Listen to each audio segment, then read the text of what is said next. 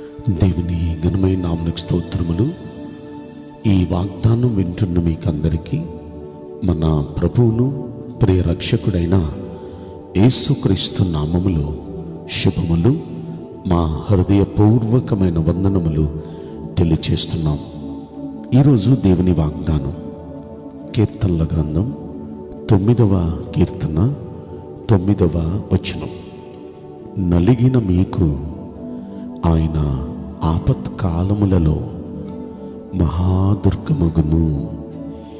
ఈ మంచి వాగ్దానం మన మంచి దేవుడు మనందరి వెనుకడిలో నెరవేర్చునుగాక. ఆమేన్. ప్రియ దైవ జనాంగమా, నలిగిన హృదయాలతో, నలిగిన జీవితాలతో ఎవరైతే ఉన్నారో అలాంటి వారు దేవునికి మొర్ర పెడుతూ ఆయనను ఆశ్రయిస్తే, అలా ఆయన ఆశ్రయించే వారికి ఆయన మహాదుర్గంగా ఉండబోతున్నాడు బరాపత్ కాలంలో. ఆ కింద వచనంలో మనం అదే చూస్తాం. 10వ వచనంలో, యెహోవా నిన్ను ఆశ్రయించు వారిని నీవు విడిచిపెట్టువాడు కావయ్యా, కావున నీ నామము ఎరిగిన వారు నిన్ను నమ్ముకొందురు అన్నాడు. దేవుని నామాన్ని ఎరిగిన వారు ఆయన నమ్ముకుంటారు, ఆయన్ని ఆశ్రయిస్తారు. ఆయన ఆశ్రయించిన మీరు ఒకవేళ నలిగిన పరిస్థితుల్లో ఉన్నారా? నలిగిన పరిస్థితుల్లో ఉన్న మీకు విరిగి నలిగిన హృదయంతో ప్రార్థన చేస్తే, మీకు ఆపద వచ్చినప్పుడు, ఏ విధంగా మీకు ఆపద వచ్చినా ఆ ఆపత్ కాలంలో ఆయన మీకు ఒక మహాదుర్గంగా, మీకు ఒక మహా అండగా ఆయన నిలవబోతున్నాడు. బైబిల్ గ్రంథంలో మనం పరిశీలిస్తే కీర్తన గ్రంథం 34వ కీర్తనలో 18వ వచనంలో ఈ మాట మనం చూడగలుగుతాం. విరిగిన హృదయము గల వారికి యెహోవా ఆసన్నుడు, నలిగిన మనస్సు గల వారిని ఆయన రక్షించును. అంటే ఎవరైతే విరిగిన హృదయంతో, నలిగిన మనస్సుతో ఉంటారో, అలాంటి విరిగి నలిగిన హృదయంతో ఎవరుంటారో వారికి ఆయన ఆసన్నుడుగా, దగ్గరగా ఉంటాడు. వారికి వాళ్ళు రక్షిస్తాడు ఖచ్చితంగా ఆయన. కనుక ఈరోజు ఈ వాగ్దానం వింటున్న మనం, ఆయన నిశ్చయంగా, ఆయన మన పక్షాన ఆయన ఒక దుర్గంగా ఉండి, ఒక అండగా ఉండి, మహాదుర్గంగా ఉండి మనల్ని రక్షించాలంటే మనం ఆయన ఆశ్రయించడం, ఆయన నమ్ముకోవటమే కాదు, విరిగి నలిగిన హృదయంతో మనం ఆయన సన్నిధిలో ప్రార్థన చేయాలి.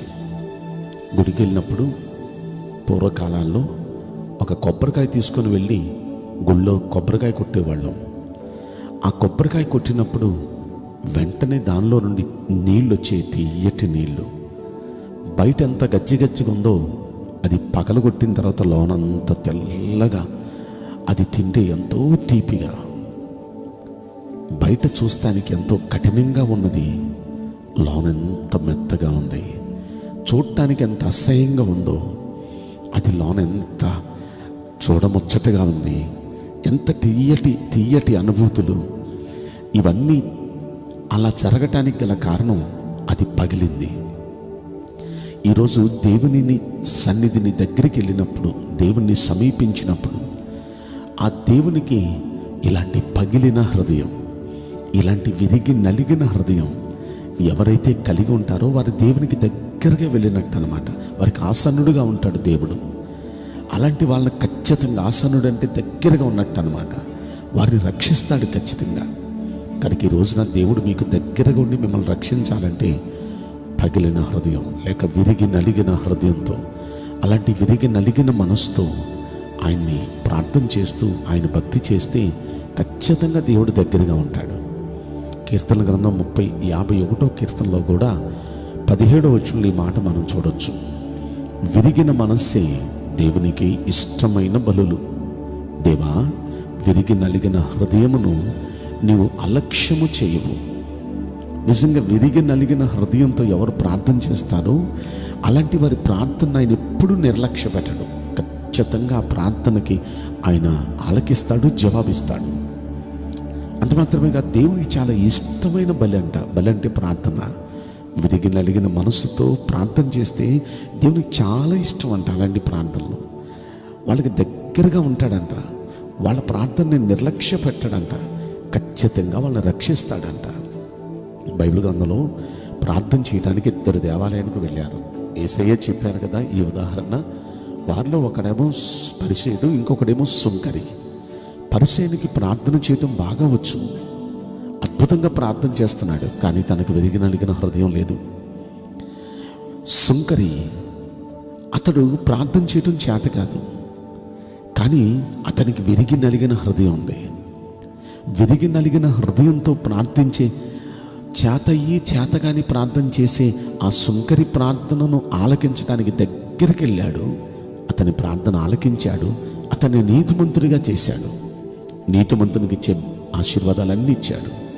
కానీ అన్నీ తెలుసు, గుళ్ళో ఉన్నాడు, అద్భుతమైన ప్రార్థన చేస్తున్నాడు, భక్తిని ఎలా చేయాలో అలా చేస్తున్నాడు. కానీ ఇతని ప్రార్థన దేవుడు అంగీకరించలా, దేవుడు అతన్ని నీతిమంతుడిగా తీర్చలా. కారణం అతనికి విరిగి నలిగిన హృదయం లేదు. ఈరోజు మనకి విరిగి నలిగిన హృదయం ఉంటే ఖచ్చితంగా మన దేవుడు మన ప్రార్థన కూడా ఆలకించి మన ప్రార్థనకి మనకు సమీపంగా వచ్చి మనకు ఒక మహాదుర్గంగా ఆయన ఉండబోతున్నాడు. ఎలాంటి ఆపద వచ్చినా ఆ దుర్గం మనకున్నాడు.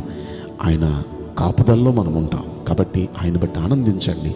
ఈ వాగ్దానం వింటున్న మీ అందరి జీవితాల్లో ఈ వాగ్దానం మంచి దేవుడు నెరవేర్చునుగాక. ఆమేన్. నేను మీకోసం ప్రార్థన చేయబోతున్నాను. పరిశుద్ధుడా, ప్రేమగల యేసురాజా, మీ పరిశుద్ధ బంగారు పవిత్రమైన నామమునకు నిండు మనసుతో కోట్ల కొలదిగా స్తుతులు స్తోత్రములు వందనాలు చెల్లిస్తున్నాం. నీ బిడ్డల ప్రభువా, వారు ఎంతో విరిగి నలిగిన హృదయంతో మీ పాదాల దగ్గరికి నువ్వే దిక్కయ్యా నిన్ను ఆశ్రయించి అయ్యా నిన్నే నమ్ముకున్నామయ్యా నిన్ను ప్రార్థిస్తూ ఉండగా నీ బిడ్డల ప్రార్థనలు మీరు ఆలకించండి. వారికి ఆసన్నుడిగా దగ్గరగా వచ్చి అయ్యా వారి ప్రార్థనను నిర్లక్ష్య పెట్టకుండా వారిని ప్రార్థనను ఇష్టపడి దయచేసి వారిని రక్షించండి. మహాదేవా, మహా దుర్గముగా వారి పక్కన ఉండి అయ్యా వారి ఆపదలన్నిటిలో నుండి ఆదుకొని రక్షించండి. ఈ కొద్ది మనవులు నజరుడైన యేసుక్రీస్తు ప్రశస్తమైన నామములో మిక్కిలి వినయముతో ప్రార్థించి బ్రతిమలాడి వేడుకుంటున్నాం ప్రియ పరలోకపు తండ్రి. ఆమేన్. May God bless you all. Thank you.